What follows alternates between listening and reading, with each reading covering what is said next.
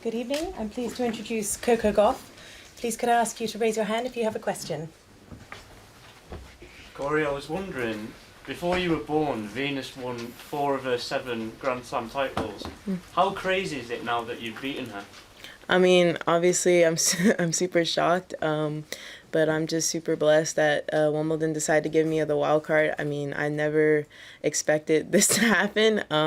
Obviously, I literally got my dream draw, so I'm just super happy I was able to pull it out today. And she played amazing and was just super nice. And she's always been nice the couple times I met her. Coco, I saw on your Instagram live that you said that your favorite meme is "and I oop." Yeah. And so I'm wondering, what was your reaction when you saw the draw? Did you oop? Yeah, I did. Actually, all my friends were texting me. They were like, "And I oop," and I was like, I mean, that was the reaction I got.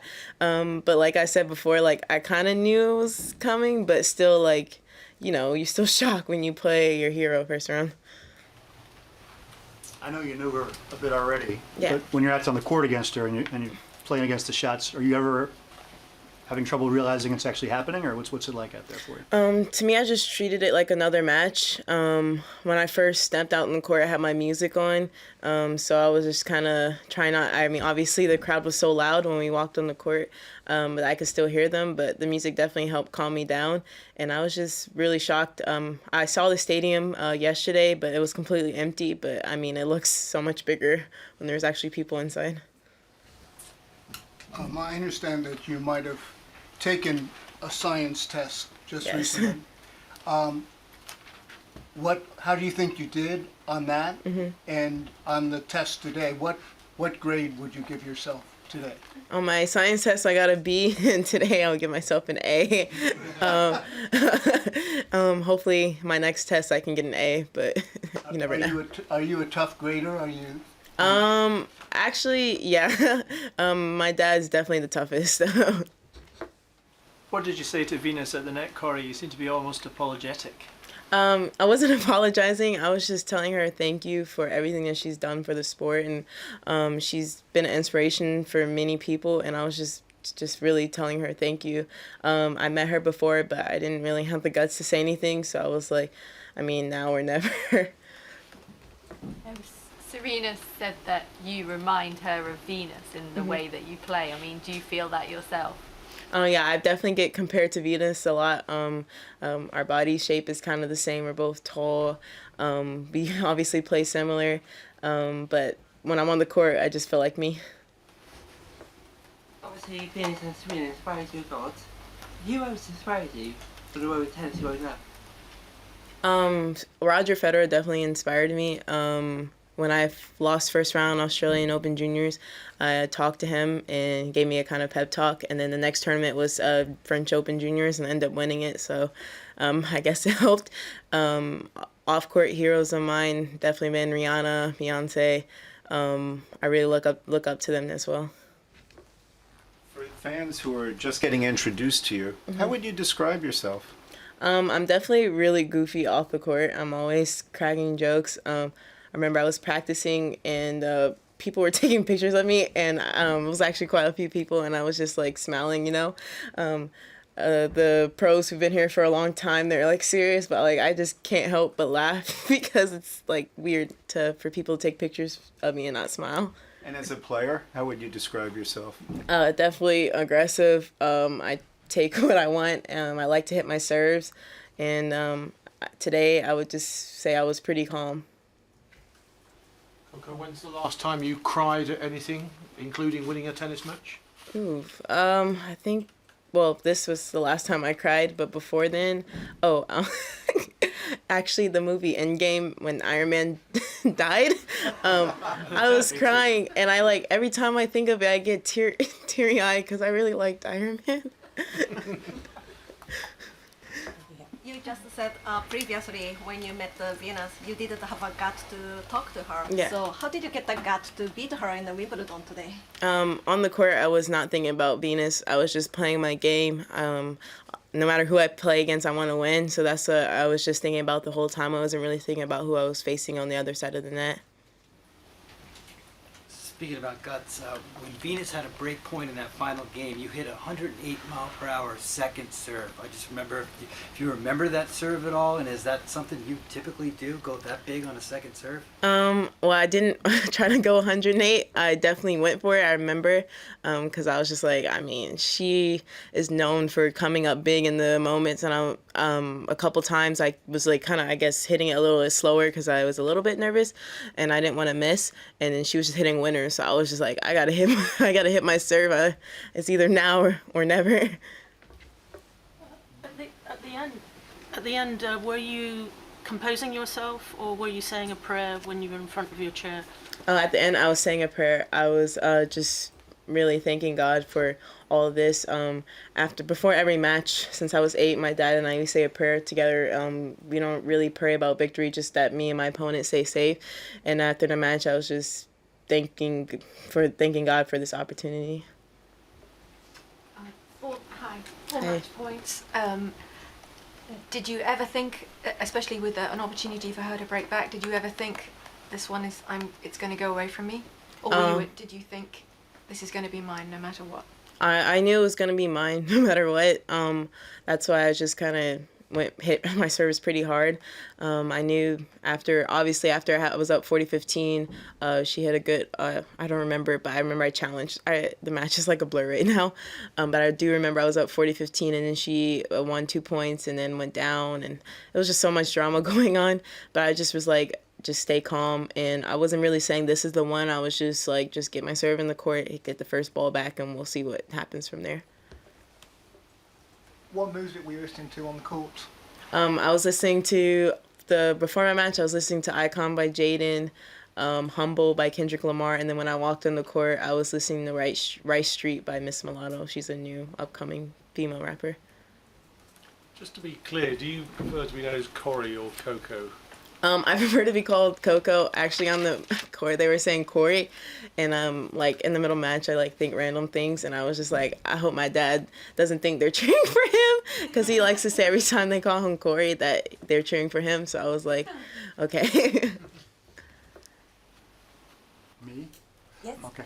I wanted to know if you were never more nervous than usual. I mean, when you were up breaking the second set, then you made, I think, 2 double faults in the same game. And what were you thinking in that moment? Were you trembling a little bit, or what? I wasn't really nervous. I've double faulted 2 times in a row before in many matches. I wasn't nervous. I was just going for my serve. Like I said, I just came in the match and just like, let's see what happens. I mean, I'm playing against one of the greatest players of all time, so you never know what to expect from them. And I was just like, get the serve in the court next time. Over here. If you didn't expect to win that match yet, you won it. Do you have to reassess what you're capable of now at this tournament? I wouldn't say I didn't expect to win the match. I knew that I was going to go out there and play the way I play. I wasn't surprised that I won. I was just overwhelmed at the end. Never played on the court that big, and the crowd was really loud, and I was just surprised that people were cheering me on. I went coming into the match that Venus was the favorite, but actually when I got on the court, people were literally like, one person would say, "Let's go Cori," and another one would say, "Let's go Venus," and they were just kind of having a cheering war. So I was just really surprised how many people came out to support me. Coco, this is going to be huge news around the world, yeah, and there's going to be a lot more expectation on you as a result of this. How ready are you for that, and how will you cope with that kind of expectation? I mean, it's just a tournament. I played a lot of tournaments. Obviously, this one's a little bit different, but I'm just right now, I'm just relaxing, and then we'll focus on the next round tomorrow. How, in your own mind, how far do you feel you can go in the sport of tennis? I've said this before. I want to be the greatest. My dad told me that I could do this when I was 8, and obviously you never believe it. And I still, not 100% confident, but, you have to just say things and you never know what happens. Like, if I went in this match saying, let's just see how many games I can get against her, then I most definitely wouldn't have won. My goal was to just play my best, and my dream was to win, and that's what happened. So I think that people just kind of limit themselves too much. And once you actually get your goal, then it's like, what do you do from now? So I like to shoot really high, and so that way there's always have many goals along the road, but that way you have the ultimate goal.